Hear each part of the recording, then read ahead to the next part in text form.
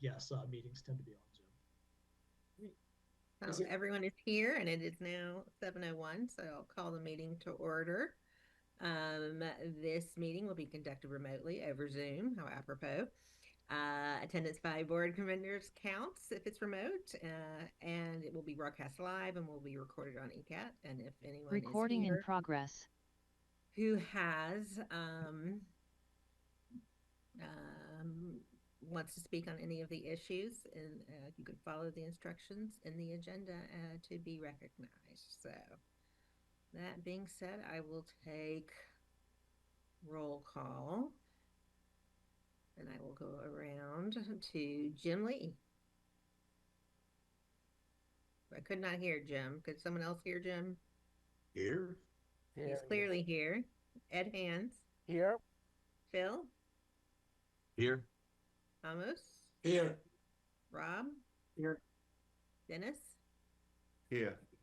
And Meredith. Here. And Varela is here also. Hello, everyone. And the first item on the agenda is a review of the minutes from our last meeting. Were there any changes or concerns in the October 16th minutes? Motion to approve, Kevin. Second, Hands. So that was Kedem and Hands. Any discussion before we vote? Hearing none. Jim Lee. Aye. Ed. Aye. Phil. Aye. Amos. Aye. Rob. Aye. Dennis. Aye. Meredith. Aye. And Varela is an aye also. All right, next up, committee organization, chair and vice chair. So unfortunately, this is going to be my last CPC meeting, which was unexpected. I'm going to have to resign for personal reasons that I'm happy to discuss with anyone after this call. So I have thoroughly enjoyed the last many years working with most of you and recently with others of you. And I'm sorry to have to leave. Ed and I did not have an opportunity to speak before this, so he is feeling the awesome flow of power, I'm sure, through his veins. And I, we will be looking for, we, meaning Ed and Wayne, will be looking for expressions of interest as to who is willing to step up as chair and vice chair. And also there will be, I am one of the at-large positions, so there will be a vacancy on the committee. So any suggestions, ideas would be welcome. My only suggestion is the last time we had regime change, Tom Broussard walked through the door and was chair in like 5 minutes. And I don't think that's appropriate, despite the fact that Tom did a great job and he had a lot of experience as a select person.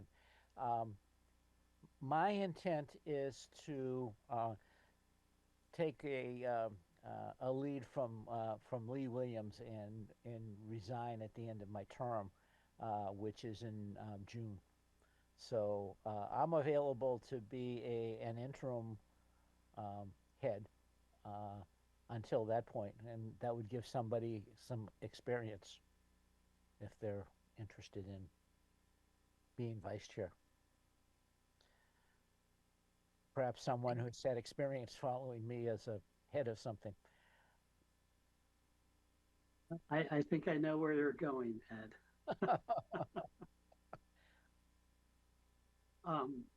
Yeah, I'm so new to this. I would certainly take a backseat to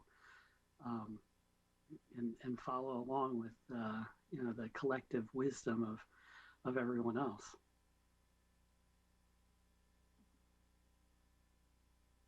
There was not a great clamoring to lead a few months ago. But I will leave that in all of your capable hands. And thank you, Ed, for being willing to step into the breach for the remainder of your term as needed. Anything else before we move to the next item? So to sum up, Ed, thank you, will be the interim chair for the February, March, April, May, and June meetings. And in that time, we will hopefully, at a future meeting, have someone who feels comfortable being vice chair, and then possibly become chair upon your resignation at the end of June for the July meeting. Is that a fair summary? Yes. Okay. And then in the meantime, we're looking at a vacancy for an at-large position. So folks who know anyone who may be a constructive and valuable, addition to the team, do please recruit and look for that posting. Can I just say that that was really a lot that, we're losing two valuable members of this committee that have given so much over the years and really put their heart and soul into it, and their commitment is beyond reproach. And Amanda, thank you very much for all you've done. And Ed, I don't know, you're the longest standing member with your hiatus even, so Yeah, I know. it's I'm gonna miss it, but you gotta stop sometime. yeah, the board is changing dramatically, so but thank you both. Thank you, Dennis. All right. Moving along to the first item for potential use of CPA admin funds for conservation restriction costs, discussion and possible vote. Wayne, will you recap where we are on this, please? Of course, I'd be happy to. So there are several things in parallel. So of course, I have to talk about them in sequence, but they're all sort of at the same time.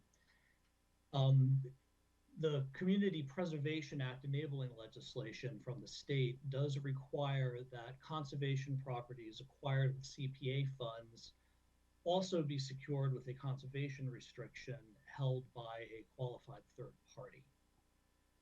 Easton has 4 properties, conservation properties acquired with CPA funds, and none of them have a conservation restriction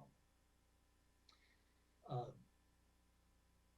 In parallel to that, for the Swifts Park project, we have received a $100,000 park PARC grant towards its construction, and that's administered and dispersed by DCS, the Department of Conservation Services. It's a state grant. And part of the state conservation grant process for any of these state conservation grants is to ensure that towns that have CPA and CPA acquired conservation properties do in fact have conservation restrictions on them as a condition of having that grant money dispersed. So we are required to have CRs on these 4 properties under state law. And also we're required to have CRs on these 4 properties as a condition of receiving our $100,000 park grant towards the Swifts Park project, which has received $600,000 in CPA funds as well in a previous grant. And the construction there is nearing completion. It's looking quite good, but there are a few significant items that will not be able to move forward without this grant, sculpture or some paving and such as being part of that. Then, so as part of this, we have been researching and approaching qualified entities to hold conservation restrictions, and have reached an agreement with Wildlands Trust of Southeastern Massachusetts. They're a regional land trust.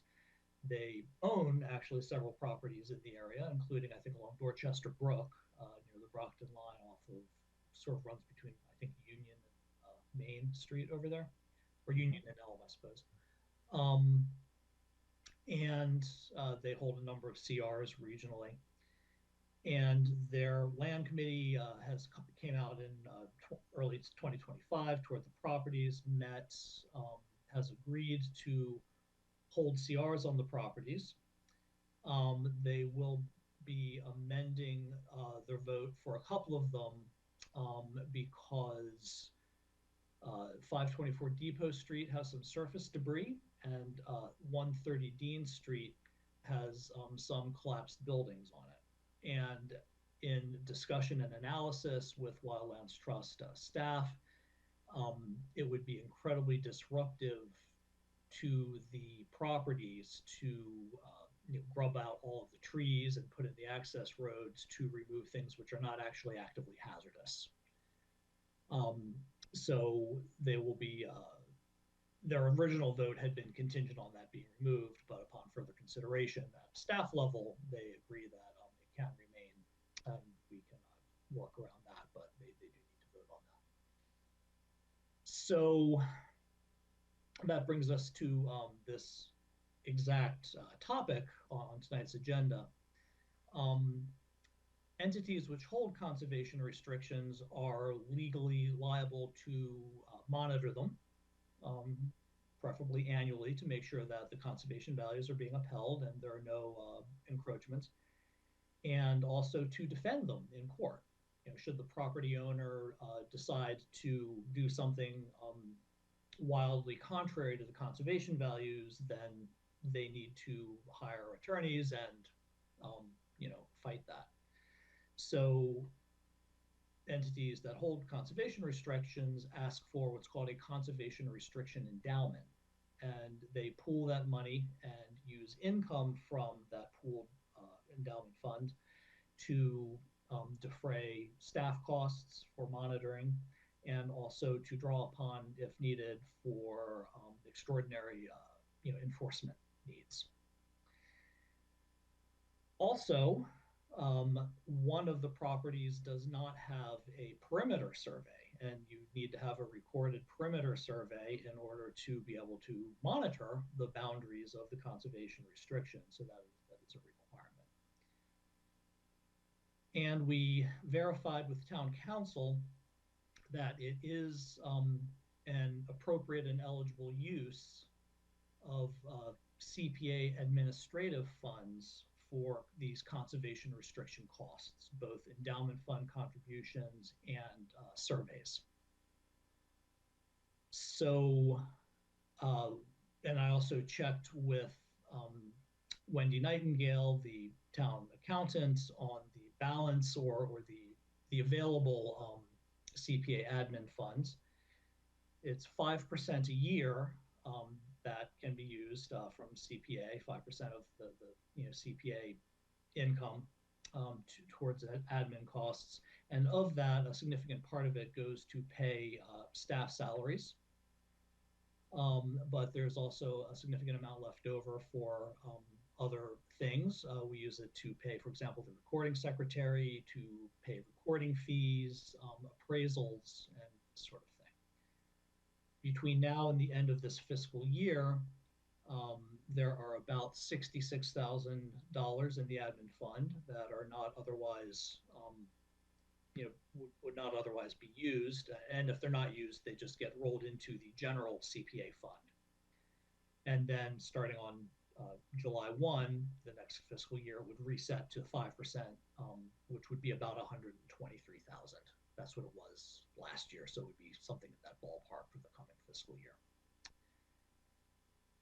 And the endowment fund contribution ask from Wildlands Trust, the larger properties, it's $14,593.41 each for two of them. And for the smaller two properties, it's $12,048.92 each. So together it's $53,284.66, or, for ease, $53,300. So that would be the endowment fund contribution. Wildlands Trust understands that one may want to pay that in installments, you know, half this fiscal year, half next fiscal year, for example, and are open to an agreement being drawn up to that effect.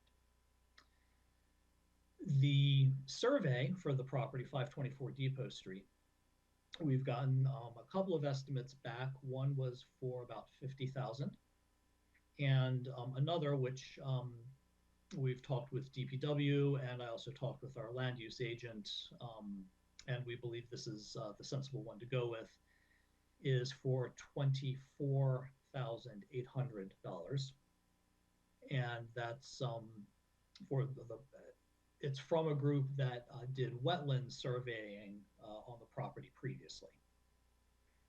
And that will get us the necessary perimeter survey, and then there will be reimbursable expenses, recording fees, mailings, incidentals.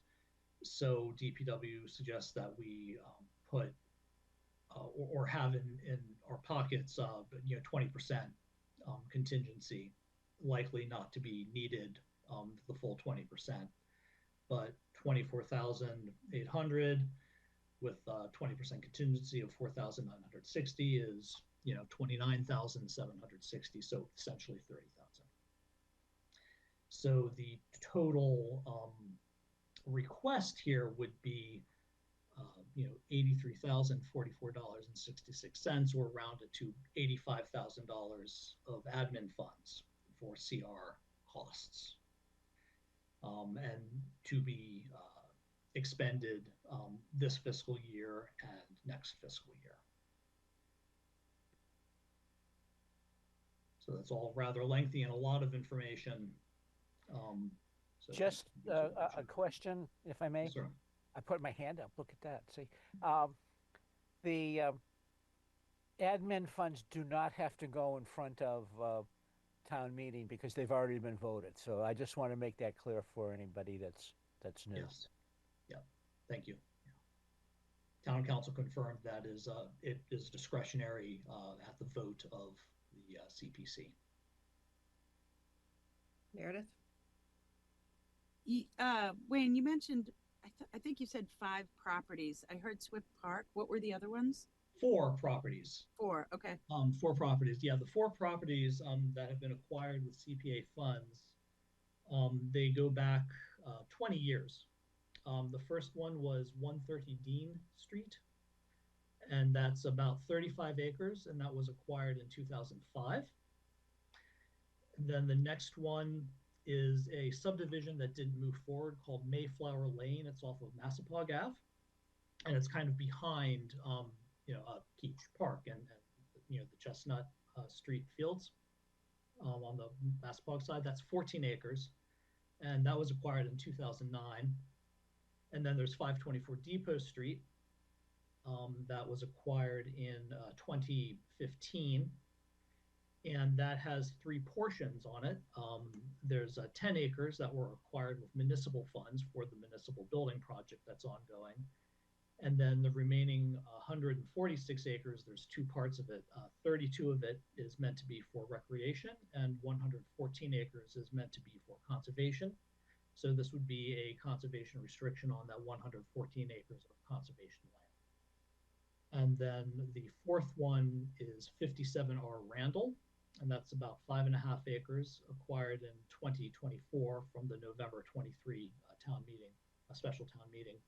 And that's the inholding in Clifford Grant at the trail from the high school into Clifford Grant crosses. So those are the 4 properties. Thank you. Yep. So the question, Amos. Yes, the question I have, because I'm new, so I don't know, is this allocation of funds something new? And if you can explain a little, maybe you did, but I missed it. What is the mandate or the reason we have to do it? There are 2 reasons. First, it is state law. So we have to comply with state law. CPA, when you use CPA funds to acquire conservation properties, you are required by state law to have a conservation restriction. And we have never done that with these 4 properties. And the near-term consequence of that is the state has any number of conservation grants. The one that the town has received is $100,000 park grants called PARC, Park Grant for Swifts Park. And as a condition of having those funds dispersed, the state wants to see that we, in fact, have got conservation restrictions as required by law on these properties.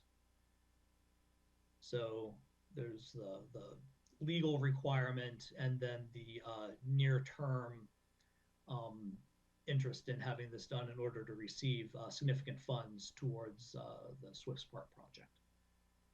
Is this new or always? It's not new, no. The state law, which is what, 20, 25 years old now, has always required that. And many towns have not necessarily put in those conservation restrictions. Easton certainly hasn't. But the state is looking to enforce that requirement, and the mechanism they're enforcing that with is these conservation grant funds.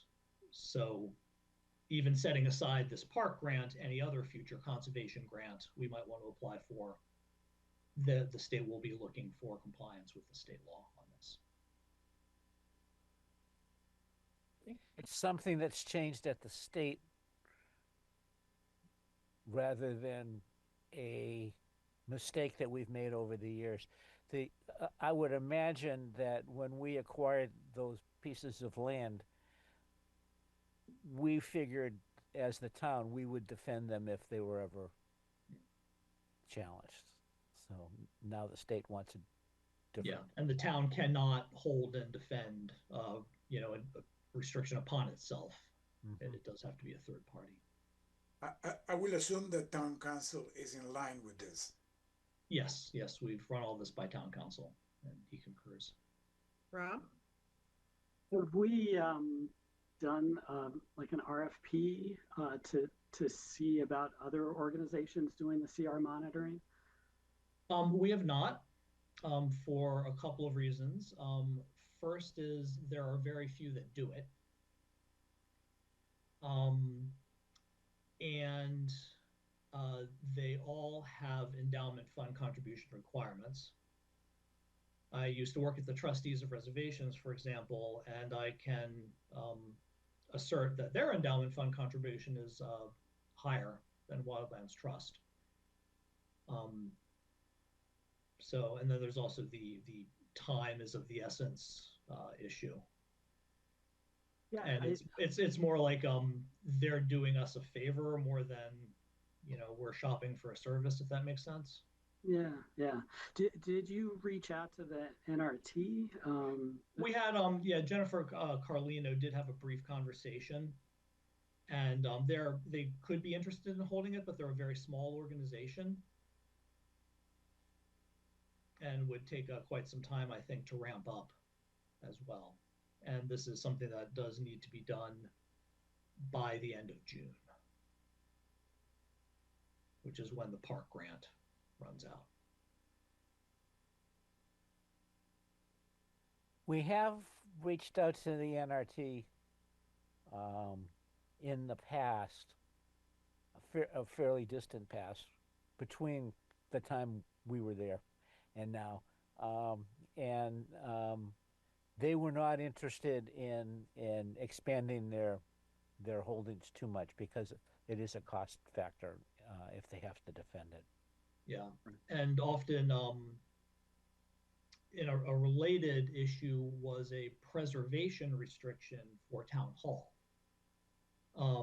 And so we received a state grant, which means that Mass Historical Commission would actually hold the preservation restriction. It was a fairly modest grant of 40 grand or something for the columns. But the big incentive was that now Massachusetts Historical Commission will hold a preservation restriction, because we tried to shop around a preservation restriction to, say, the Historical Society. And they did not want to do it because they were worried about in the future they would have to sue the town.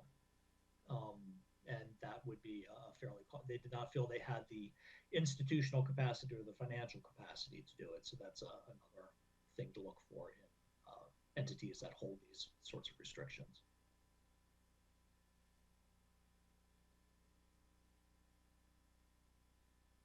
Jim. I did raise my hand, so I thought I'd add. I can't see a way around this, and so I would propose that we spend this money half this year, half next year. I'll second that if that's a motion. For the full 85,000. In two installments. Okay. Any discussion before we vote, or is everyone prepared to go forward? I think that makes no sense. I think we're ready to go. All right. Going around again, Jim? Yes. Ed? Yes. Phil? Aye. Yes. Amos? Amos? Yes. Rob? Right. Dennis? Yes. Keach? Yes. And Varela is a yes as well. All right. Thank you, everyone. Thank you, Wayne. Thank you. Moving on to the next item would be a discussion of potential projects for 26. And I believe, Wayne, correct me if I'm wrong, but that would also include a discussion of timing. Yeah, and this is maybe me as staff requesting feedback and guidance from the CPC itself. I believe at the September or October meeting last year, the discussion was to not solicit applications or actively bring anything significant to May 2026 annual town meeting because there's a likelihood there will be another operational override request in some capacity. And it seemed prudent to focus energy on that rather than on CPC projects. So I think that's probably still what the committee is thinking. But we have had a couple of folks reach out to us asking. And so I wanted to be able to say, authoritatively when we might be soliciting applications, would that be, we'll start, soliciting applications in fall of, 2026 or summer of 2026, for a spring of 27 vote. Yeah, that's sort of like, 9-month, pre-application, full application window that we've done. And then there may be, emergency applications that come up or pretty compelling applications that reach out to us that really have a timely element to them and may not be that challenging to support. The real one I've gotten is Frothingham Park. The Friends have reached out, and there is apparently some sort of retaining wall and fence situation that they're hoping for funding to support. I haven't actually managed to have a detailed conversation. This has been trading voicemails often in cars. So I don't have a ton of information on that. So that's kind of like an open-ended, not quite question that's trailed off, leaving you nothing actionable to respond to. I apologize for that. But, so what, I guess, what is the group's thoughts on this, on potential applications coming up, and what a timeline might be, or how to respond to public inquiries? Meredith? So I'll preface this by saying I don't feel completely rudderless, but in light of our soon-to-be vacancies on the board, which I am heartbroken. I did message Amanda about that. or Amanda and Ed, we also have, you know, Connor leaving, Leisha leaving, you know, I don't know how many other boards, you know, so we're going to have some big change coming down the pipeline. I'm not sure that now's the time for big projects. Nevertheless, you know, fencing is a safety issue, and there may be some smaller projects as we build back our boards and our leadership that still need to be attended to. So I think that we need to be mindful of that. I certainly would love to stay in the position of hole up in the fetal position and just wait until, you know, we have great leadership again. But I think that we need to be mindful of these projects that need to be addressed. But any large scale projects, I'm not comfortable in us moving forward until we all have solid ground again with full boards and full town leadership. That's my feeling. I agree with Meredith. I think that's what we're really discussing this year is little tweaks that we could expend something on, and not a gigantic project, unless you know an important piece of open space came up, for instance. Then that might require us to rethink things a little bit. But other than that, if I may, and stop me if I shouldn't, Wayne, because you were there today.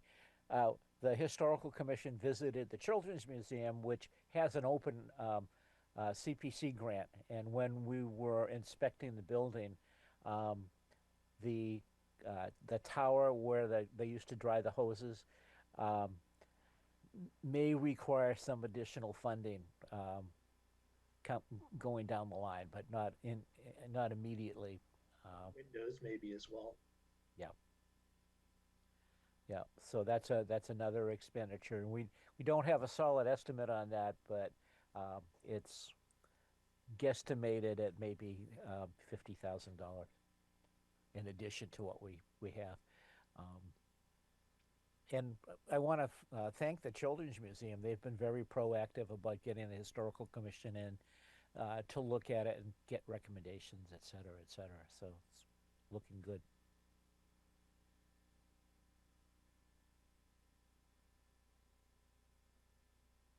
I'm in line with Meredith and Ed.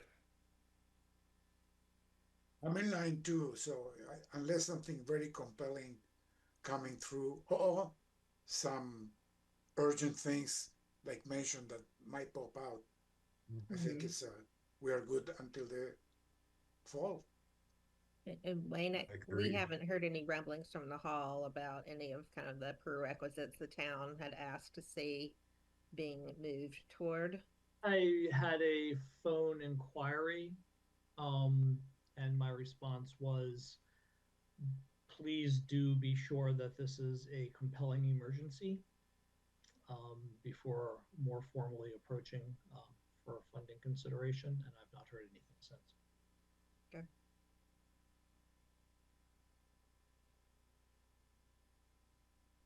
So, and I'm thinking out loud here and pretty extemporaneously. So I'm like picturing we have the CPA website on page on the town website, and were we to put up some sort of information on that about CPA funding, what would it be? Would it be the CPC plans to, or is likely to, open active application rounds in summer of 2026? In the meantime, if be in touch with staff if you have a smaller or an emergency need, a small scale or an emergency project or something, like it's or not. Do we just because I don't want to be inequitable. It's like the people who actually call and ask may in fact be considered for funding, and then there's someone else with a fence issue, for safety that, saw on the website that we're not actually soliciting anything, and so they don't apply or get funded. Last year, the rationale that we used for not soliciting, not actively soliciting, was twofold. Number one, we had open projects that were, coming down the pike. But the second was that we were holding on to funds to sort of meet the needs of the town in case there was an emergency that we could fulfill. Mm. So I think you could, or the interim chair and you could draft a disclaimer that says, we're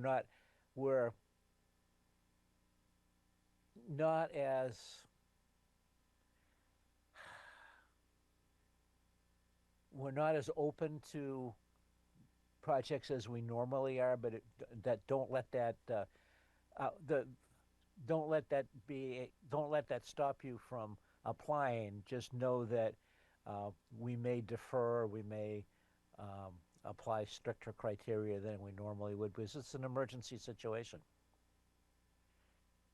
And maybe it's like, the CPC will entertain inquiries. Yeah, there you go. Please contact staff to describe, the nature of, what you're looking for. And then we could conceivably, put that on a conversation. Another thing that you could do is simply put a limit on the amount of requests for the coming year. No $10 million projects. Yeah, but then we'd have like, $20,000 projects. Maybe. My parting recommendation would just be to address emergencies, like if there were something that threatened the preservation of a historic asset, but everyone's definition of small varies. Yeah, that's true. Yeah. Yeah. So, currently we'll, entertain emergencies and, do please be in touch. We are entertaining inquiries otherwise. Okay. Why don't you redact something and pass it by the people in the committee? Yeah. If you want to. Yeah, I can try like workshop something maybe, Yeah. with Ed, and then we will, pass that around or something. Yeah. Okay, sounds good to me. Yeah, thank you. I will consult with ChatGPT.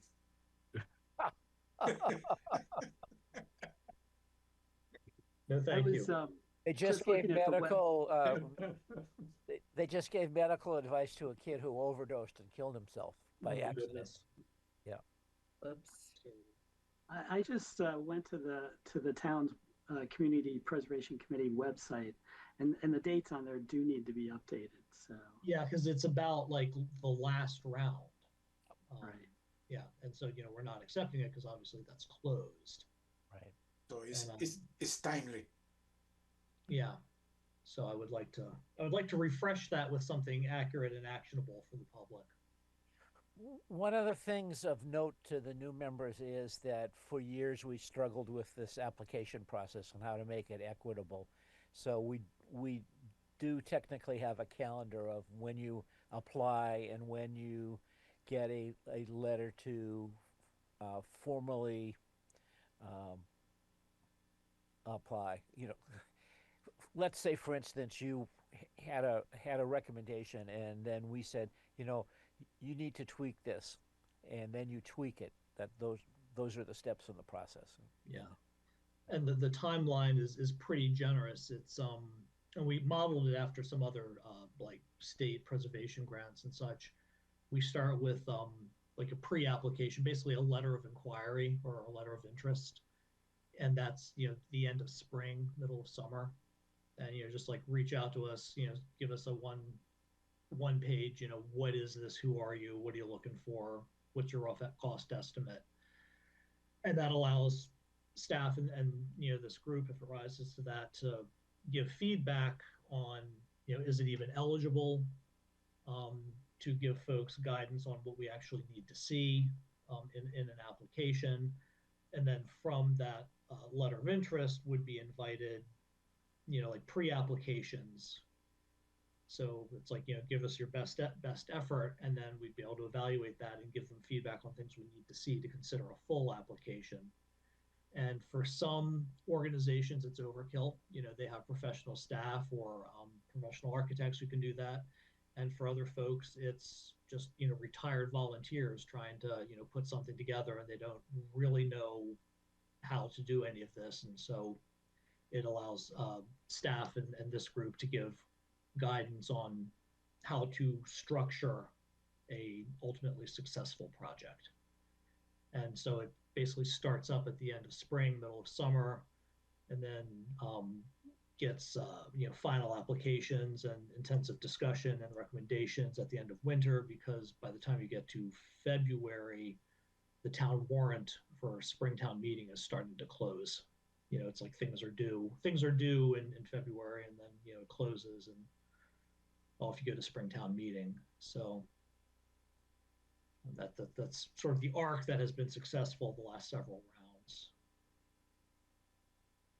And I guess we can maybe I would ask this group to put in the back of their heads, not for anything definitive at this meeting, but later on this spring, do we want to start up a formal round for May 2027?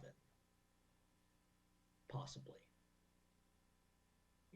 Think about what that might look like, and if that would be advisable or not.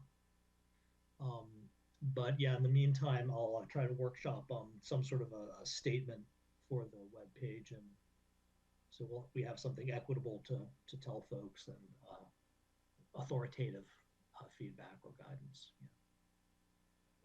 Meredith? So are there any vacancies coming up with the Board of Selectmen that we need to be mindful of? Because there is a process that a project needs to go through, and boards that it needs to get approved by. And if we have all brand new players, or if our new town administrator isn't familiar or hasn't worked with CPC funding, I just want to make sure that we're mindful of any project that we do take on, and look at, everybody's going to have a learning curve, but just mindful of the people who take those roles and positions, and what type of a board are we going to be putting it through that it needs to? Are they going to have knowledge, or are they just going to kind of kick it back until they learn? So something to be considerate of. One of the things that we've done over the years is have joint meetings with Concom, Planning Board, et cetera, et cetera. And if what you're suggesting does begin to occur, that would definitely be something we should do. The other thing we should probably do is extend an invitation to the new town planner. Whoever he, I know he has a name, but I haven't met him yet. And the esteemed Stephanie has worked closely with us over the years, and we should at least make him aware that we exist. Yeah, I think he showed up at a meeting briefly shortly after he was hired to say hello to folks. Last, I guess, maybe September or October, one of those. It sounds like we have consensus on that, and Maine will draft up something. Moving along, we have no items not reasonably anticipated. So the next meeting is Thursday, February 12th at 7. And I'll be looking for a motion to adjourn. So moved. Second. So Lee moved and Ed seconded. Going around, Jim? Aye. Ed? Aye. Bill? Aye. Amos? Aye. Rob? Aye. Dennis? Aye. Meredith? Aye. And Varela is an aye as well. I hope you'll all stay in touch. It's been a pleasure. Yeah, We are adjourned. Thank you, we're going to Amanda. miss you for Thank you. sure. Thanks. you, And I'll Amanda. call you right after this. Thank you. Thanks.